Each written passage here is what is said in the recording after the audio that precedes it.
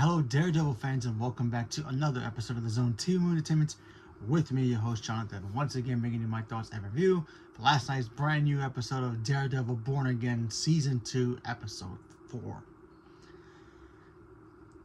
Gotta say, if you have not seen this episode, turn me off, go watch it, come back, and we can discuss this because what I just saw might have probably been one of the best episodes of not just television, but just one of the best episodes of Marvel has ever put out. Entirely. I'm sorry. I think this is probably the best thing they put out in a long time. This episode alone is like amazing. And it really sets up a lot of different things that could happen moving forward for this show. So if you have not caught up to Daredevil yet, catch up because honestly, this episode you do not want to miss. Okay. So, we all know from episode 3 the ending of what happened. The Fisk decides, you know what, maybe blow up the cargo ship that was carrying all the weapons that Daredevil was a part of to, frame him even more. Because, he got upset that all the prisoners that he had captured escaped. Thanks to Daredevil, White Tiger, and of course Karen. They all helped out. And of course, Swordsman helped out as well after he got his trial. Which we all know that was a fake trial, but still. And now we get to this episode. And it basically opens up with Bullseye, doing his morning routine, push-ups, arm stretches, hand gestures, whatever he does, breakfast, and then he goes to a diner. And then all hell breaks loose there. I'm talking about he makes a fake 911 call saying that, Punisher's been spotted at this diner. He gets the task force to come in so he can start taking them out one by one. And yeah, I'm never gonna look at a diner at the same way ever again because honestly, the brutality that he did with knives and glassware and kitchenware from this so-called diner, yeah, Bullseye really does not miss, and that's not an understatement, folks. He does not miss, and the visually how they had all those scenes put together, throwing knives, throwing forks, whatever it was, just seeing the visuals of it was just beautiful, amazing.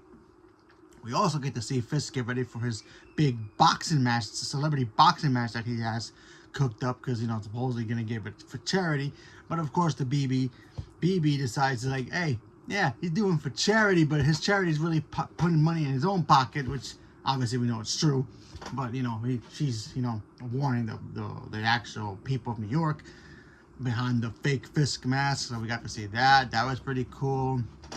We also get to see Matt, aka Daredevil, in here kind of play Batman a little bit and play detective, so that was kind of cool, where he goes to the diner dressed up as a task force guy, and then he figure out where he can get information, where he can find Bullseye, and he ends up going back to his old church where he grew up. Which, by the way, I'm really surprised we have yet to see Matt Murdock go into the church, like he normally does in any of this so far, because that's kind of a big thing of him. He always goes to the church, repents his sins, tries to talk to somebody about what he's been doing. That's like the main focal point of Daredevil. That's his thing. So I'm just really surprised that this is the first time we get to see him go to church in this new iteration of Daredevil. Like, really go there and talk to a priest and all that stuff like he usually does. But hopefully, maybe by the next one, we'll see more. But who knows? Anyway, we also get to see Fisk tell Vanessa, listen, I need you to go to talk to the governor. See if you can, I guess, persuade her to join our cause and all that stuff. Obviously, she does in her own seductive way that she does. By the way, the actress who plays Vanessa, I think she's fantastic. And she's so good in this role. She just gives me goosebumps every time she's on screen. Because, yeah, we're all scared of Fisk when we see Fisk. But when you see Vanessa being calm and calculating and just have that whole beautiful charm of a woman, but yet she's behind she has a powerful man in front of her and she's the most powerful figure behind him. Yeah, that's when that person's more dangerous. So yeah, Vanessa's probably one of the most dangerous characters in this show, and yeah, she's great. She ends up persuading the governor of I think it's Jersey to pretty much back them both. So that's a big endorsement right there.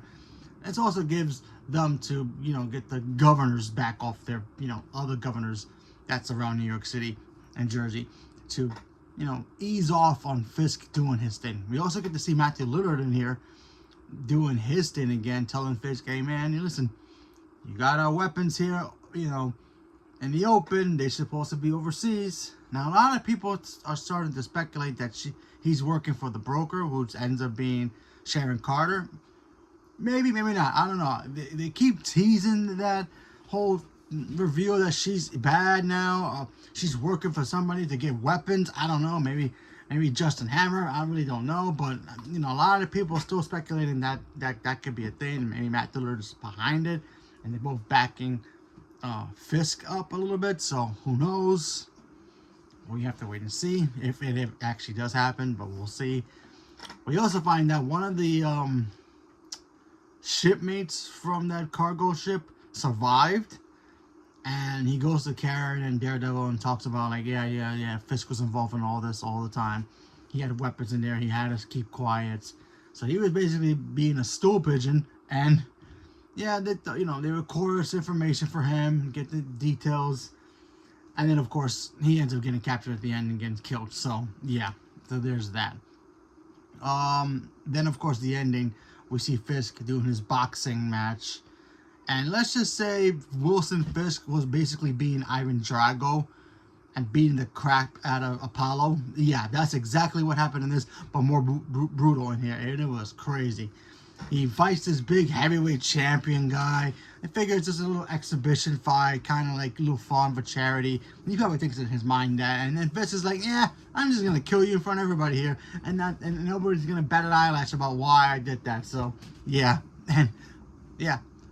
Brutality, folks. Brutality. And I love the fact that we get to see Bullseye in here do his thing again. Because he wants revenge of not only, being wanted, but also being kind of that guy who was forced to kill Foggy, So he was basically kind of forced to kill Foggy in the beginning. Matt doesn't forgive him, obviously. We all know that. But he does know that, an enemy, my enemy is my friend kind of a thing. So we'll see how that turns out moving forward. But of course, Bullseye shows up at the end to try to take out Fisk and also Vanessa as well. He's killing other guards. Which, by the way, you figure, Fisk being this big, powerful mayor, who have more security. He had, like, guys around the ring, and it wasn't that many.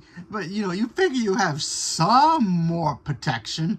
But either way, that's like my little nitpick about this episode. It's like, really, dude? This Bullseye's coming after you. The guy does not miss, and then you're going to have, like maybe 3 or 4 guys watching you in the ring? Okay. Sure, but still. But either way, Fisk, his boys get killed, and then of course, Bullseye gets shot by Kingpin. By Vanessa. Excuse me, because she's been carrying a gun because she kind of had that feeling that he was gonna come after her anyway for what happened to him. So then, of course, he gets shot. He throws like this ice crystal souvenir of Fisk with the city background at Vanessa to try to kill her. And of course, Fisk blocks it with the wrestling belt, whatever it is, the boxing belt. And then, of course, it ends with Vanessa being, I don't know if she's dead or injured. It made it look like she's dead, but she had a piece of glass right here. And her white, beautiful shot too. She's wearing a white dress, very beautiful. And then it just drips the blood and it just blends in really well. So I thought that shot was really cool. And then she just hits the ground and all the blood's coming off of her. You see the white in the silhouette with the red. Kind of like a white rose getting caught up with red all over it. Making it a red rose. Kind of like, marking death. So, is she dead? Is she not dead? Hard to say, but we have to wait and see. If she's dead, the name of this title now makes more sense. The name of this title of this episode was Gloves Off. Now, in fighting terms, you take off the gloves, that means you're not holding back anymore. So, if Vanessa is dead, but like I said, we still technically don't really know if she really is dead. They really don't confirm it because it ends right there. So, if next week's episode we find out she actually is dead, Fisk's gloves are officially off. He's playing with kid gloves on right now, through being the mayor and power, kingpin, all that stuff. He's basically has them on the whole time. He had Vanessa being the gloves that he's been wearing. You know, she's been holding him back a little bit. But something happens to her, he's gonna break loose. So something's gonna happen, and I think that's gonna. And look, I'm just taking a guess here. If she is dead and he goes into a rampage, this is what sets up the Jessica Jones coming back to Daredevil. We already know season 3, the Defenders are officially back because we saw Iron Fist and Luke Cage on set. So yes, so that's gonna set up something huge moving forward.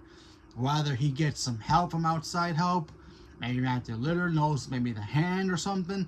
Maybe they show up in the streets of New York again. Who knows? We'll see. But that's gonna set up something big that's gonna happen near the end of season 2, the beginning of season 3, and then sets up the return of the Defenders.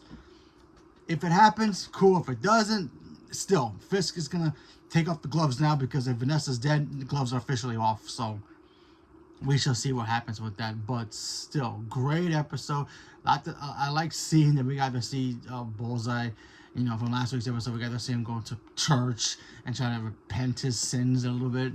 And then, of course, you know, we saw Matt go back to church and try to figure out, like, oh, should he forgive this guy for what he did? And should he try to help him or try to send him back to jail or whatever? So he ended up saving him. So we shall see. Obviously, he's not going to fully trust him or forgive him, but we shall see. A lot of people speculate that Foggy actually is still alive. Maybe Bullseye missed, important arteries or something to fake his death, and he's hiding somewhere. Maybe, who knows? But a lot of people think that. I mean, he has come back in the comics, so they could go that route, but we have to wait and see. But yeah, great episode. I thought this was fantastic. Bullseye was a great character. His character arc stretched even more, and it was a lot more better than it was before. And yeah, now Fisk is gonna end up going crazy now because if Vanessa is dead, gloves are off. So leave me a comment below. Let me know what you guys thought about episode 4. Did you guys enjoy it? Not enjoy it? Haven't watched it yet? What do you think Fisk is gonna do if Vanessa's dead? Do you think he's gonna go all crazy? Do you think this sets up the return of the Defenders for season 3? Whatever it is, leave me a comment below. Let me know. Stay tuned for more. Thank you very much, and have a good day.